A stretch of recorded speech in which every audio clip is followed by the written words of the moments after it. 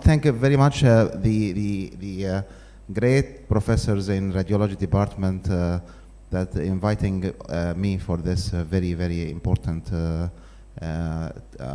session about the molecular imaging. And my honor to introduce Dr. Heba Elnaggar. She will talk about the peritoneal deposit, the PET-CT, the keen observer. Thank you.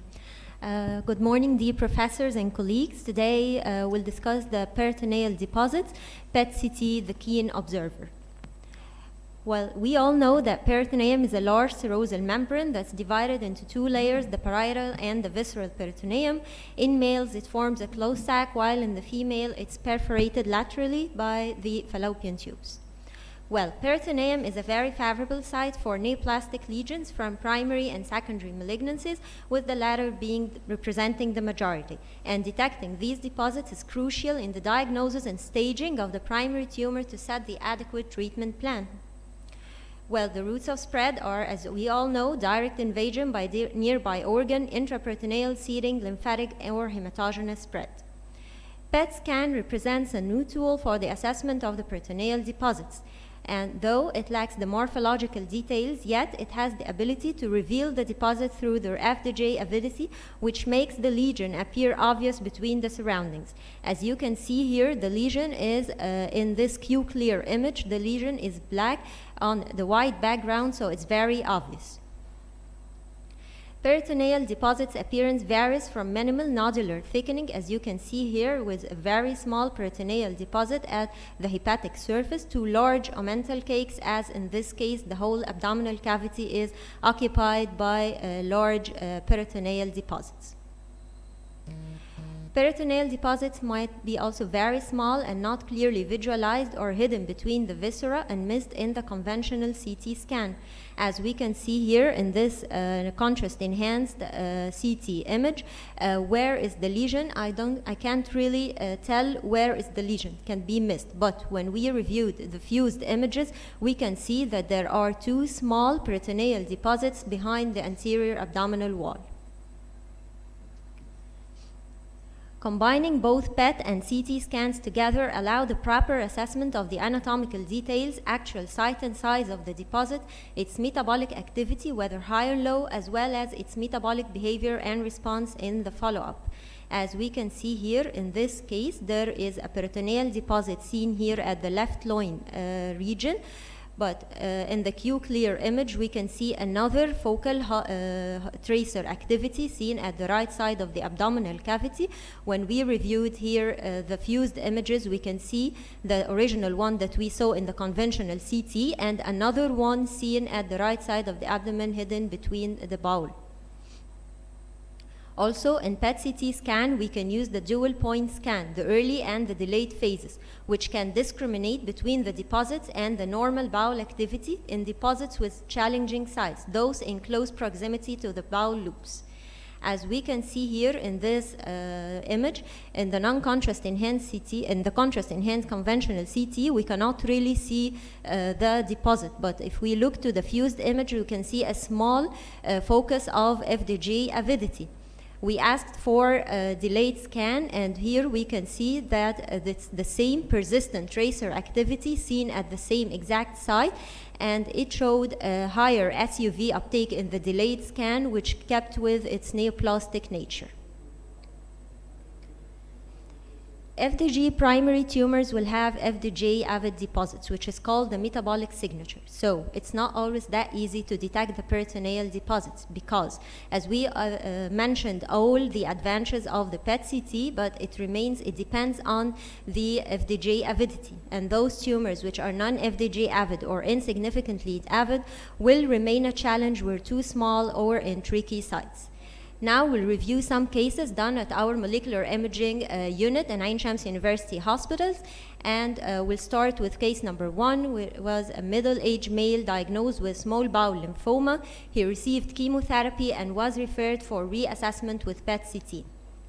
First, we'll review the conventional CT and then the fused images. Here we can see that there are large omental cakes and peritoneal deposits that are very easily seen in the conventional CT and cannot be missed.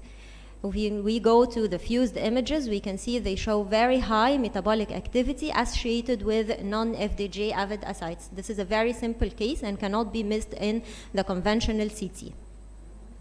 Proceed to case number 2, 40-year-old male patient, known case of cancer colon, underwent surgical resection and was referred for metastatic workup before therapy. When we reviewed here the CT images, we can see the operative bed by conventional CT appears more or less okay. And we can see in the liver there is a hypodense focal lesion. When we reviewed the fused images, we can see this hepatic focal lesion is show high-grade metabolic activity. It's metastatic in nature. But what's more important is there is a minimal and very tiny nodular thickening seen at the presacral fascia, which is the operative bed, and it shows low-grade metabolic activity. So we asked for a delayed scan for this patient, and what we found is that this nodular thickening showed persistent SUV activity, which was increased in the delayed scan, keeping with its neoplastic nature, and this case was reported that there is a residual tumoral tissue at the operative bed. In case number 3, a 25-year-old male patient, also cancer colon. He underwent surgical resection and referred for metastatic workup. In this case, we can see here there is a soft tissue that's between the bowel loops, and this is the delayed scan in the CT. When we reviewed the fused images, we can see the soft tissue, which is between the bowel loops, shows high-grade metabolic activity, persistent in the delayed scan, and showed increase in the SUV uptake, keeping with its neoplastic nature. And this patient was diagnosed to have peritoneal deposits. This patient received chemotherapy and was referred for follow-up after 3 months, and you can see that there is dramatic anatomical and metabolic decrease and regression in the size and the activity of this peritoneal deposit, being now subcentimetric with very low-grade metabolic activity, and he was reported to have a favorable response to therapy. In case number 4, 50-year-old female patient, known case of ovarian tumor, who underwent total abdominal hysterectomy and bilateral salpingio-oophorectomy. She received chemotherapy and was referred for follow-up. When we reviewed the conventional CT images, they appear grossly okay with no large lesions, but when we reviewed the CT and the fused images, we can see that there were multiple scattered peritoneal deposits hidden between the abdominal viscera. As you can see here in image number 1, it's related to the stomach, and another one here at the surface of the transverse colon.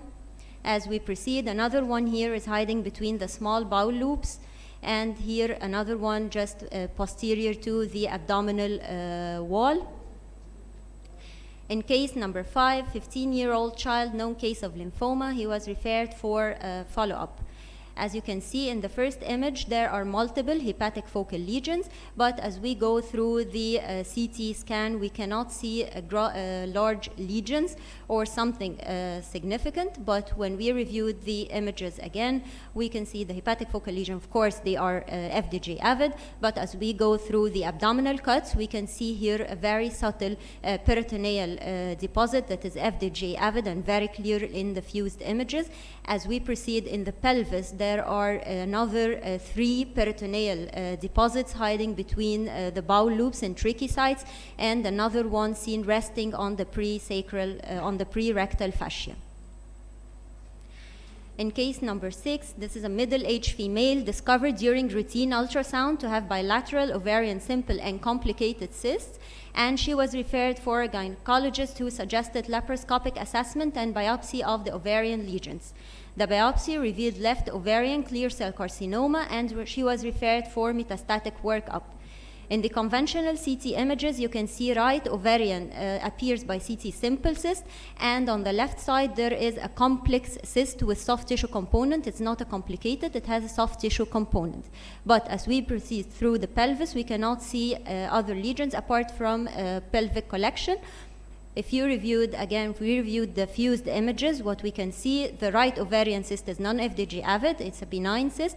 The left side shows high-grade metabolic activity, and this is the neoplastic process. But what the fused images had added here is there are multiple peritoneal deposits that are arranged in a linear pattern around the uterus, as you can see here, and these lesions were not very obvious in the conventional CT alone. And this is the last case, a 43-year-old male patient, known case of a neuroendocrine tumor who underwent surgical resection and was referred for metastatic workup and follow-up after the operation. We can proceed here through the conventional CT images. What we can see in the first one is there is a rounded soft tissue peritoneal deposit. As you can see, as we proceed through the rest of the images, we can see something very obvious. The head of the pancreas appears okay in the last image. As we go through the cuts, we can see that there are two enlarged retropancreatic lymph nodes, and the rest of the pancreas appears okay. When we reviewed the fused images, again, we can see that these deposits, there were another deposits that were not clearly also seen, and we did not notice them actually in the conventional images, but when we had a second look, we could see them very clearly. And these deposits are non-FDG avid, and what we have talked about before is the metabolic signature of the primary tumor.